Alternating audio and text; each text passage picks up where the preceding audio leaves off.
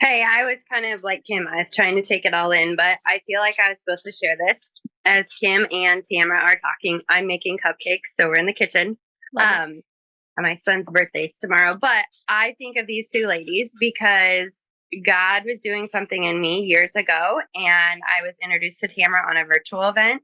And I really wanted to go see her, but she was on the East Coast. So at that time, I was not. And Kim walked in obedience and had not a conference, Kim, what it was, a retreat. And that was my way of getting to Tamra. And that was my goal, like, was to learn from Tamra. But actually, in all of that, I was blessed because what Kim brought in for speakers and what she shared caused me to look inward and outward. And that is where my book was birthed. And everything that's coming down the pipeline is sometimes God moves slowly, but this year I feel a little too fast at times.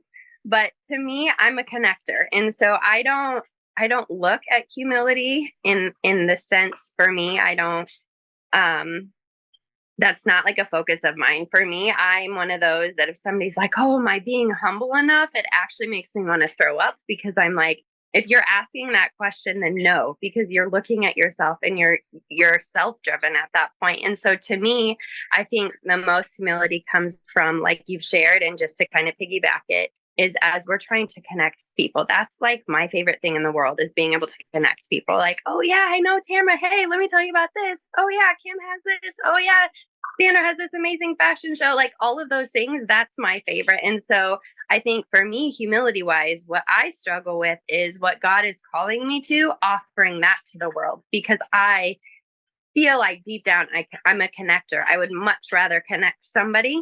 And so I think as I'm looking at all of the people here and the ones that I know, I think the biggest thing is not having our offer, what we have to offer, be the central point. The central point is we're trying to get them back to Jesus, right? And in all of that, that was my beautiful transformation, is I came back to the Lord and seeking the Lord more. But I think our offer shouldn't be our central point. It should obviously be Jesus first, and then really trying to connect everybody back together, not competing, not comparing, but really bringing everybody back in and being that, like we learned in the speaker retreat, being, some people are the hands, some people are the feet, some people are the tongue. I feel like I'm the ear, which is so weird to say sometimes. I'm just the listener. But if nobody's listening, then voices can't be heard, and hands can't be used, and feet can't go. So that's just some of my thoughts as I'm processing.